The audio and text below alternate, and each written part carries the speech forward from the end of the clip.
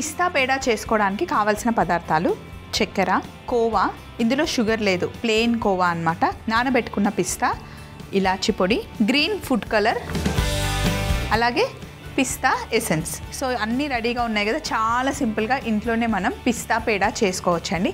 కోవా ఎంత తీసుకున్నామో అందులో కోవా మనం ఒక 100 గ్రామ్స్ తీసుకుంటే 40 గ్రామ్స్ మనం షుగర్ తీసుకోవాలి.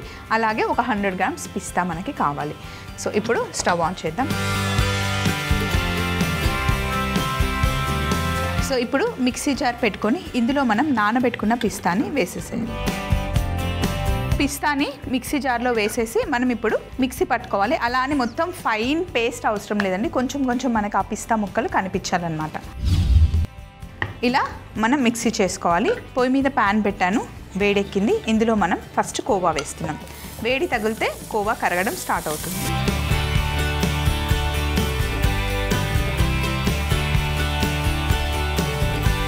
ఇప్పుడు ఇందులో చక్కెర కూడా వేసేస్తున్నాను.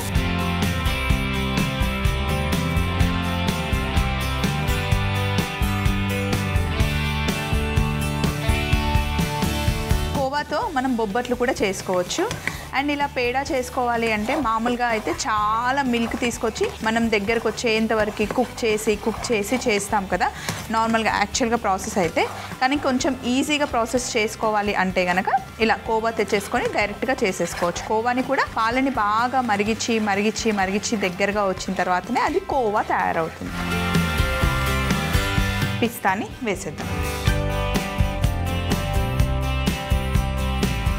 పిస్తా పేస్ట్ కూడా ఇందులోనే వేసేస్తున్నాను.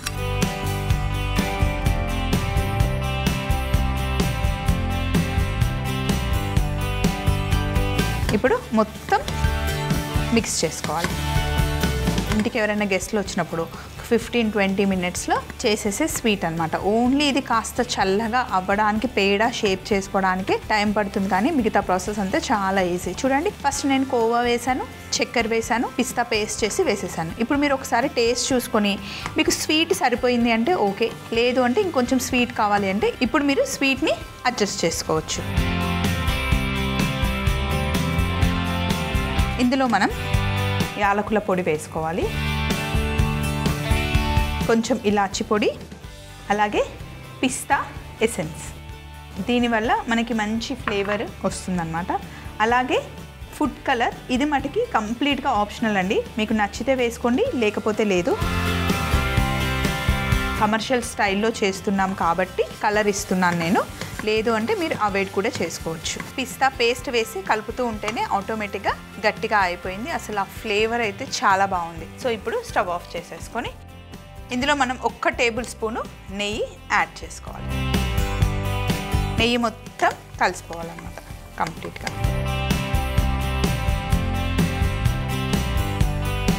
కలిపిన తర్వాత ఒక 2-3 నిమిషాలు వదిలేస్తే కొంచెం అంటే గోరువెచ్చగా అవుతుంది కదా, అప్పటికి గట్టిగా కూడా అవుతుంది. నేను ఇప్పుడు మీకు చూపించడానికి కొంచెం క్వాంటిటీ చేశాను. దీన్ని మీరు నేను చెప్పిన కొలతలో బల్క్గా కూడా చేసుకోవచ్చు. ఇప్పుడు 1 కేజీ కోవా తీసుకున్నారనుకోండి, 400 గ్రాములు చక్కెర తీసుకోండి. ఇన్ కేస్ చక్కెర మీరు అటు ఇటు చేసుకోవాలి అన్నప్పుడు కలిపేటప్పుడు మీరు చూడొచ్చు ఆ టేస్ట్, ఆ షుగర్ టేస్ట్ మీకు స్వీట్ సరిపోయింది అంటే ఓకే, లేదంటే కొంచెం యాడ్ చేయొచ్చు. ఇప్పుడు మనం వేసింది అయితే మైల్డ్గా ఉంటుందండి. ఏ స్వీట్ చేసినా సరే మరి ఎక్కువ ఓవర్ స్వీట్ అయితే మనం ఎక్కువ స్వీట్ తినలేము.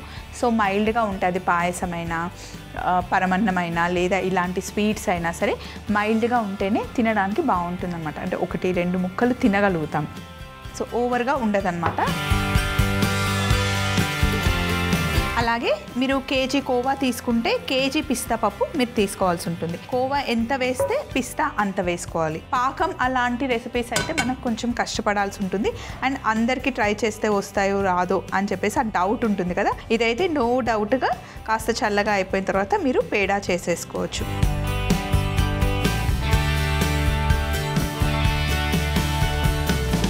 చల్లగా అయిన తర్వాత అప్పుడు మనకి ఉండలు కట్టుకోవడానికి బాగుంటుందన్నమాట. పిల్లలకు కూడా మనం ఏదైనా డ్రై ఫ్రూట్స్తో స్వీట్ ఇవ్వాలి అనుకుంటే ఇప్పుడు మనం పిస్తా వేసి పేడా చేస్తున్నాం కదా, మీరు కావాలి అంటే జీడిపప్పుతో కానీ బాదం పప్పుతో కానీ లేదా అన్ని డ్రై ఫ్రూట్స్ని మంచిగా నానబెట్టేసి ఇలాగే పేస్ట్ చేసి చేస్తే కనుక పేడా చాలా చాలా బాగుంటుందండి. మీకు నచ్చిన డ్రై ఫ్రూట్ ఒక్కటైనా యూస్ చేసుకోవచ్చు లేదా అన్ని డ్రై ఫ్రూట్స్ కలిపి పిల్లలకి మనం చేయొచ్చు అనమాట. ఇప్పుడు మనం ఇందులో షుగర్ వేసాం కదా, షుగర్ బదులు మీరు కావాలి అంటే బ్రౌన్ షుగర్ వేసుకోవచ్చు. అండ్ ఇప్పుడు మనకి పచ్చి డేట్స్ దొరికే టైం అండి. ఈ 2-3 మంత్స్ మనకి పచ్చి డేట్స్ బాగా రోడ్ మీద కనిపిస్తూ ఉంటాయి. 100 రూపీస్ 150 రూపీస్కి కేజీ అలా దొరుకుతాయి. వాటిని తెచ్చుకొని చిన్న చిన్న పీసెస్గా కట్ చేసి మొత్తం ఎండలో ఆరబెట్టేసేయండి. తర్వాత మిక్సీ చేస్తే సూపర్గా పౌడర్ అవుతుంది. అసలు అది పిల్లలకి పాలల్లో కలిపించిన లేదా పెరుగుని మనం లస్సీ చేస్తాం కదా అందులో వేసిచ్చిన, ఇలాంటి స్వీట్స్ చేసుకున్నప్పుడు కూడా మీరు ఆ డేట్స్ పౌడర్ వేసుకుంటే కనుక అసలు ఎంత బాగుంటుందో. మామూలుగా షుగర్ వేసిన దానికన్నా అది టేస్ట్ చాలా బాగుంటుంది. అండ్ పచ్చి డేట్స్ కూడా నార్మల్గా తినడానికి కూడా చాలా బాగుంటాయి. సో పచ్చి డేట్స్ కనిపించినప్పుడు తెచ్చుకొని అలా పౌడర్ చేసి పెట్టుకున్నారనుకోండి, చాలా వాటిలో స్వీట్స్కి మనం షుగర్ని అవాయిడ్ చేసి వేసుకోవచ్చు అనమాట. ఇలాగే మీరు షుగర్ కావాలంటే వేసుకోండి. కొంతమంది అమ్మ ఎక్కువ షుగర్ ఉంది అని ఆలోచిస్తూ ఉంటారు కదా, వాళ్ళకి డేట్స్ పౌడర్తో మనం సబ్స్టిట్యూట్ చేయొచ్చు అనమాట. సో ఇప్పుడు ఇది కొంచెం చల్లగా అయిన తర్వాత మనం ఉండలు కట్టుకోవడానికి వస్తుంది చూడండి. చల్లగా అయిపోవాలి. ఇప్పుడు చేతికి కొంచెమే నెయ్యి తీసుకొని ఇలా అప్లై చేసుకొని చిన్న చిన్న పేడా ఉండలు చేసుకోవాలి అంతే.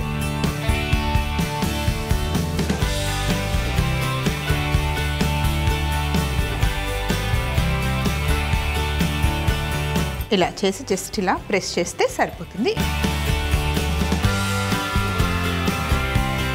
ఇలా చేసేసుకోవడమే. రసగుల్లా సైజులో మనం ఇలా ఫస్ట్ ఉండలు చేసేసి జస్ట్ ఫింగర్తో ఇలా ప్రెస్ చేస్తే సరిపోతుంది. మొత్తం కంప్లీట్గా చల్లగా అయిపోయిన తర్వాత ఇంకా కొంచెం గట్టిగా అవుతుంది. పిల్లలకి డైరెక్ట్గా మనం డ్రై ఫ్రూట్స్ నానబెట్టిస్తే అస్సలు తినరండి. 1 డే తింటారు, 2nd డే తింటారు, కానీ వాళ్ళు రోజు తినమంటే తినరు. కొంచెం ఇలా ఏదైనా స్వీట్ లాగా చేసి ఇచ్చామనుకోండి వాళ్ళు ఇష్టంగా తింటారు. అండ్ స్నాక్ బాక్స్లో కూడా ఇప్పుడు స్కూల్లో కూడా వాళ్ళు అలో చేయట్లేదు కదండి, ఇంట్లో చేసిన ఫుడ్డే పంపించండి, ప్యాక్డ్ ఫుడ్ అసలు పిల్లలకు వద్దు అంటున్నారు. అది నిజంగా చాలా మంచిది. సో అందుకని మనం ఇంట్లో చేసుకునేలాగా ఏవైనా సరే స్వీట్ని కొంచెం షుగర్ని అవాయిడ్ చేసేసి నేను ఇందాక చెప్పినట్టు డేట్స్ని మనం చక్కగా పౌడర్ చేసి పెట్టుకోవచ్చు. అంతేకాకుండా ఇంట్లోనే అప్పట్లో మనం చిన్నగా ఉన్నప్పుడు అమ్మ వాళ్ళు చేసిచ్చే స్నాక్స్ చేసిస్తే వాళ్ళకి హెల్త్ కూడా మంచిదండి. మనం ఇంట్లో చేసినవే ఎక్కువగా స్టీమ్ చేసిన స్నాక్స్ లాంటివి చేసిస్తే కనుక బాగుంటుంది. అలాంటి ఆప్షన్స్ మీకు కావాలి అంటే మీరు మమ్మల్ని అడగొచ్చు. అంతకుముందు ఎన్నో లంచ్ బాక్స్ రెసిపీస్ మేము చేసాము, స్నాక్ రెసిపీస్ చేసాం. ఇప్పుడు పిల్లలకి స్నాక్ బాక్స్లో పెట్టడానికి ఇలాంటి రెసిపీస్ కావాలి అన్నా కూడా మీరు మమ్మల్ని అడగొచ్చు. స్క్రీన్ మీద కనిపిస్తున్న మెయిల్ ఐడికి మీరు మెయిల్ చేస్తే కనుక స్నాక్స్ కోసం, లేదా మీరేమైనా అనుకుంటున్న కాంబినేషన్స్, ఒక్కొక్క పిల్లలు ఒక్కొక్కలాగా తింటారు కదండి, అందరికీ అన్నీ నచ్చవు కదా. సో మీకు నచ్చిన కాంబినేషన్లో స్నాక్స్ కావాలని అడిగినా సరే మేము చేసి చూపిస్తాం.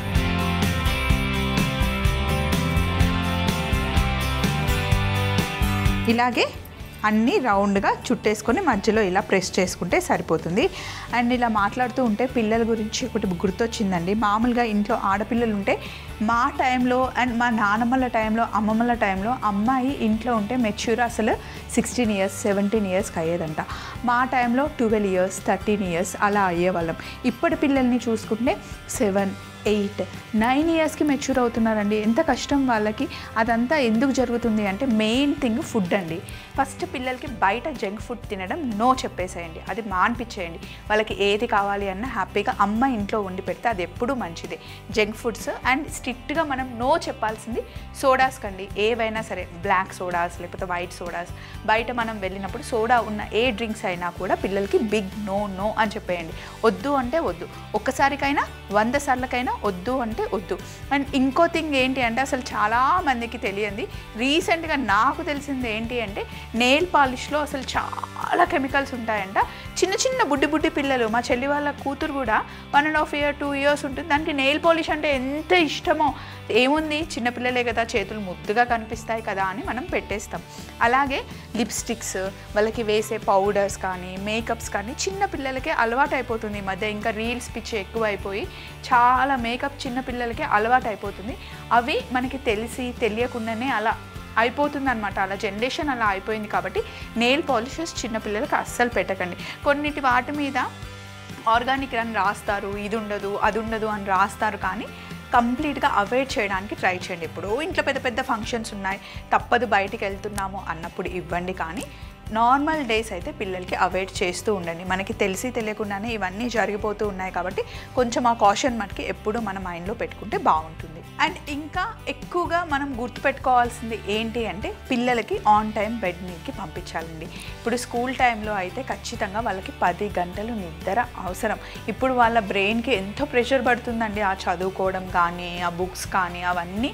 సో కంప్లీట్గా వాళ్ళకి 10 గంటలు అయితే నిద్ర ఖచ్చితంగా ఉండాలి. ఫిజికల్ యాక్టివిటీ కరెక్ట్గా ఉందో లేదో కూడా చెక్ చేసుకోండి. ఈ 5 థింగ్స్ మటుకి బాగా గుర్తుపెట్టుకోండి. ఫస్ట్ థింగ్ జంక్ ఫుడ్ బయట, తర్వాత నో సోడా, అలాగే నెయిల్ పాలిషెస్, ఇది బాగా గుర్తుపెట్టుకోండి. నెయిల్ పాలిషెస్ అయినా కాస్మెటిక్స్కి నో నో నో చెప్పేయండి. తర్వాత ఫిజికల్ యాక్టివిటీ ఉండాలి అండ్ ఆన్ టైం బెడ్కి పిల్లల్ని పంపించాలి. ఫస్ట్ థింగ్ ఇంట్లో అమ్మ హెల్తీగా ఉంటే మొత్తం ఫ్యామిలీ అంతా హెల్తీగా ఉంటుంది కాబట్టి వాళ్ళతో పాటు మనం కూడా ఆ సర్కిల్ అలవాటు చేసుకుంటూ ఉంటేనే కనుక ఎప్పుడు ఫ్యామిలీ బాగుంటుందండి. పెద్దవాళ్ళు ఉన్నా, చిన్నపిల్లలున్నా, మనమైనా, ప్రెగ్నెంట్ లేడీస్ అయినా, ఎవరినైనా సరే ఈ టైమింగ్ ఒకటి పెట్టుకున్నాం అనుకోండి, స్టార్టింగ్లో కొంచెం కష్టంగానే ఉంటుంది, కానీ అలవాటు చేసుకుంటే మళ్ళీ మనం ఈ జంక్ ఫుడ్ సైడ్ ఇవి మనం తినమన్నా మనం అటు సైడ్ వెళ్ళలేమన్నమాట. ఒకసారి అది గుర్తుపెట్టుకోండి. సో మీతో చక్కగా మాట్లాడుతూ అన్నీ నేను పిస్తా పేడ చేసేసాను. సో ఒక్కసారి ఇక్కడ అంతా ఉన్న సందడంతా తీసేసి ఫైనల్ ప్లేట్లో పెట్టేస్తాను.